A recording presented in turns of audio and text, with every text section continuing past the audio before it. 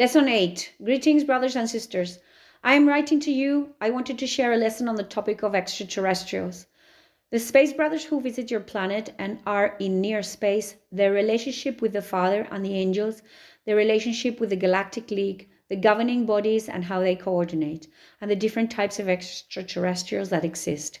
Those who are part of the Galactic League, those who sometimes intervene in coordination with the Galactic League, and those who are not, and don't always act in the perfect coordination, and those who are completely opposed to those who see planets like yours as targets for invasion.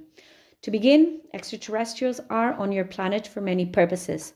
Those from the Galactic League are here to oversee the development of your civilization and prevent any other group from interfering with your relationship with spiritual entities and the spiritual hierarchy. Contact is made through meditation, leading to maximum coordination and unity. Their minds are deeply connected to the universe. They have reached this level of spiritual maturity. Communication is direct between extraterrestrials and intermediary angels, and often directly with the Father. For this, they possess a very high level of spiritual maturity and are capable of achieving it with ease. I wanted to elaborate further on the spiritual relationship. Communication is direct. There is a governing body. I wanted to mention this to you so you could understand how the entire system functions. There is an intermediary government that coordinates the Galactic League. It is composed of 12 races that are directly coordinated to provide control and maintenance to the planets and solar systems assigned to them. You know 3 of them. Those who come from the planet Apu, known as the Guides, who are tall and blonde, known to you as the Pleiadians. Others who resemble eagles, who come from Arcturus, known to you as Asturians. And others who are bear-like, very tall, robust, and they have a lot of hair, known to us as the Galactic League, in the Galactic League as the Velas. You do not know them. They are assigned to another solar system, and so on, up to 12 races. This council is in charge of coordination. Above this council, there is another intermediate council between the Father's will and the Galactic League Council. This intermediate council is in charge of direct communication. Sometimes it is useful for communication to be hierarchical because not everyone has all the time available to communicate with the spiritual entities 100% of the time. This intermediate council knows how to communicate through its normal methods of mental communication thanks to meditation. The members of the Galactic League are generally so busy that they meditate, but not as much as they should. They don't have all the time for that activity. That is why the communication process is hierarchical, because the members of the Galactic League. There is another group of extraterrestrial who sometimes act in coordination with the 12 races. You don't know them either. Some are shaped like a ball with a lot of volume. Others are shaped like a quadruped animal, but have a large brain. There are more than 20 races, which are generally assigned to a different area.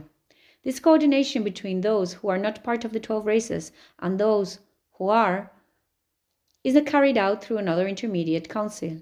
Communication is frequent. Generally, there are no clashes, no anger, no conflict. Each has their own area. You may be wondering what happens when a conflict arises. The Father has a solution for all living beings.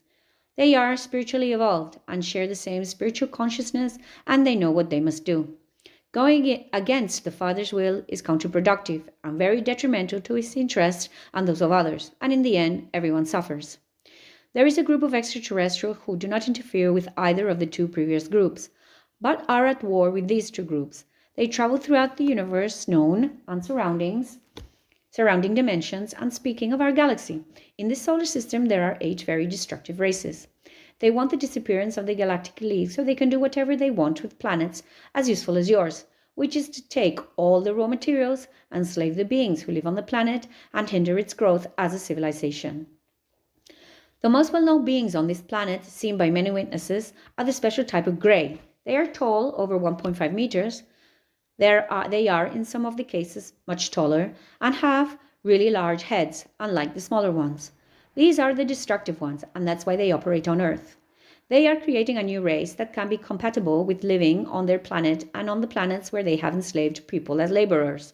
Hence the large amount of experience you have with beings of this type. There are other negative beings that have visited your planet. Some are very tall, over 4 meters, very hairy, and have more than 2 eyes. They are distributed across several solar systems and have different names among themselves.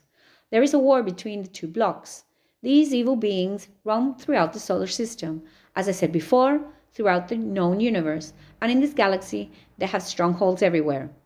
When you observe strange, difficult to explain phenomena, such as luminous objects being destroyed by other strange luminous phenomena, normally the Galactic League and those in the second group have positive intentions, and if they make themselves known, it is only to raise your awareness that you are not alone and that you need to evolve.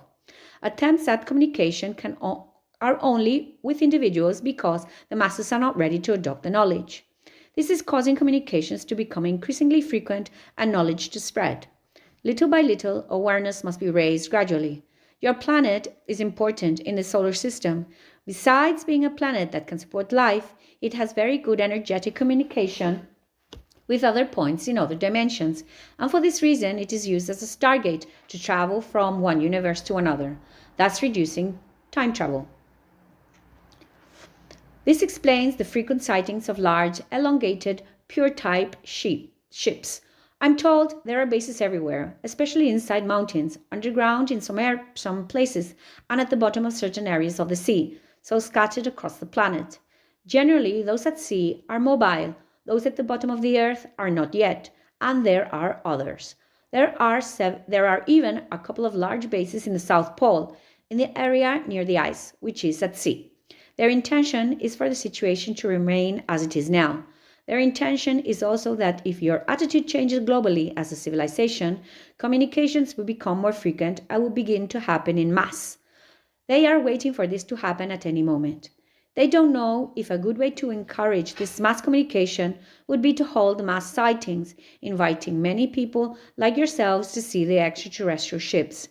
That is what they are discussing now, although they believe the time hasn't arrived yet, but they believe it soon will. The need for change in planetary consciousness must be urgent, very urgent, and they tell me that this is already quite an introduction. I'll say one more thing from my own experience. You are fortunate to have been born on a planet like this. There is suffering, but there are also opportunities to learn, and those who know how to use them will grow very quickly spiritually. You have a great opportunity to change your civilization. In the next 2 years, as I've said many times and will continue to say, very important things for you, and the knowledge that your extraterrestrial friends can impart is very important. This important knowledge can be shared with humanity when the largest possible number of people on your planet accept that we are not alone.